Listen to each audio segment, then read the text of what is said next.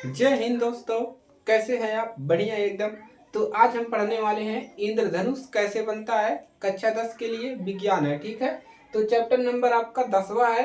इंद्रधनुष का निर्माण कैसे होता है, इसी के बारे में चर्चा करेंगे। जैसे आप लोग देखते होंगे, वर्षा होने के पश्चात यानी कि बारिश जब खत्म हो जाता है, जब धूप निकलता है तो इंद्रधनुष कहीं कहीं पर बनता है, ठीक है। तो वह कैसे बनता है इसी को समझेंगे, ठीक है। तो बने रहिएगा। और ये जो प्रश्न है आपके पेपर में आता है, ठीक है। तो चलिए क्लास को शुरू करते हैं। तो सबसे पहले हम क्या करते हैं, यहाँ पर इसका परिभाषा सीखते हैं। और परिभाषा सीखने के बाद, लिखने सीखने के बाद यहाँ पर हम क्या करेंगे, इसको चित्र की सहायता से इसको समझेंगे कि कैसे ये सब क्रिया होता है इंद्रधनुष का, ठीक है।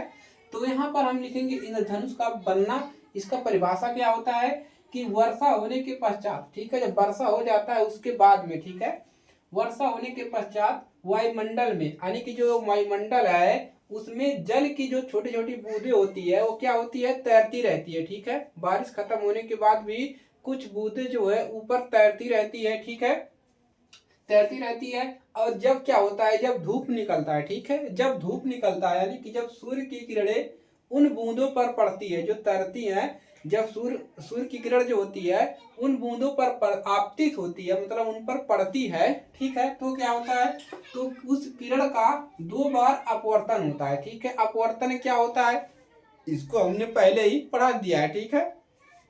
अपवर्तन होता है और एक बार परावर्तन होता है। परावर्तन मतलब किरण आएगा वापस चला जाएगा, ठीक है।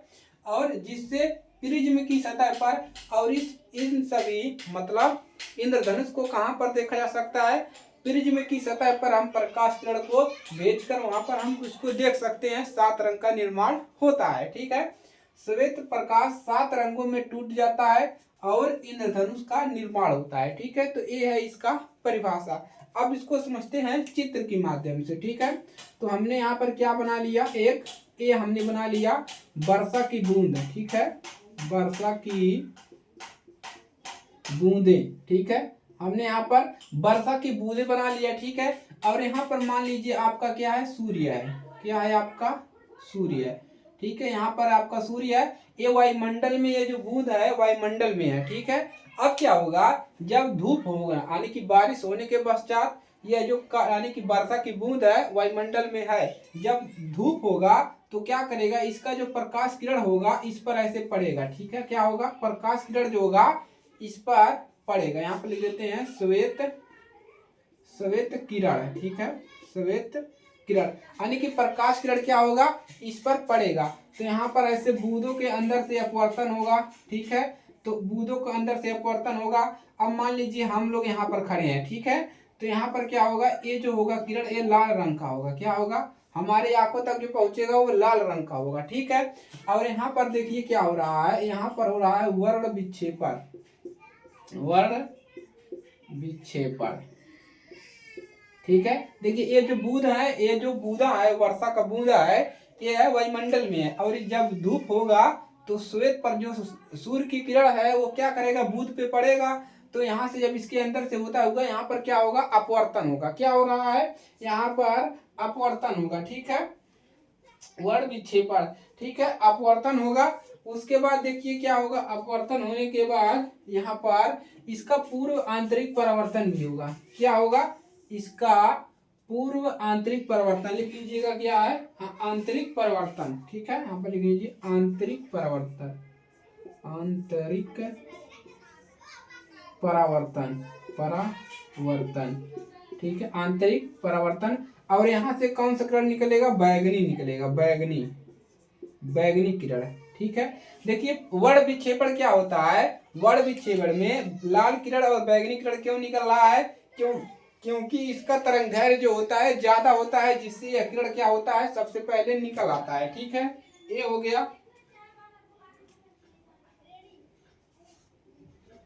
ठीक है। और यहाँ पर क्या हो रहा है, यहाँ पर आपका हो रहा है अपवर्तन, अपवर्तन किसका, किरण का, ठीक है, अपवर्तन हो रहा है। इसको लिख लेंगे इतना, ठीक है। चलिए इतना काम आपको कर लेना है। और ये यहाँ पर दिखा देंगे, ये जो है आपका विरल माध्यम है, ठीक है, विरल माध्यम, विरल, और ये है अंदर वाला सघन माध्यम है, ठीक है।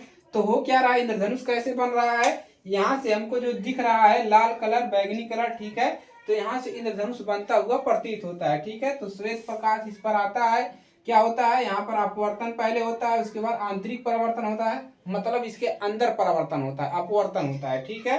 अपवर्तन होता है 2 बार, 1 बार परावर्तन होता है, ठीक है, और इसके बाद क्या होता है, इंद्रधनुष का निर्माण होता है, ठीक है। तो ये है चित्र आपका, इसको आप लोग तैयार कर लीजिएगा। परिभाषा भी आपके सामने है कि जब कोई वर्षा होने के पश्चात जल की छोटी छोटी बूंदें वायुमंडल में तैरती रहती है और जब सूर्य की किरणें इन पर पड़ती है तो उसका 2 बार अपवर्तन और 1 बार परावर्तन होता है और इंद्रधनुष का निर्माण हो जाता है, ठीक है, नोट कर लीजिए। तो आज के लिए सिर्फ इतना ही। इस वीडियो को ज़्यादा से ज़्यादा आप लोग शेयर करिएगा अपने दोस्तों के पास, ताकि उनकी भी मदद हो सके, ठीक है। मिलते हैं किसी अगली क्लास में। जय हिंद, जय भारत।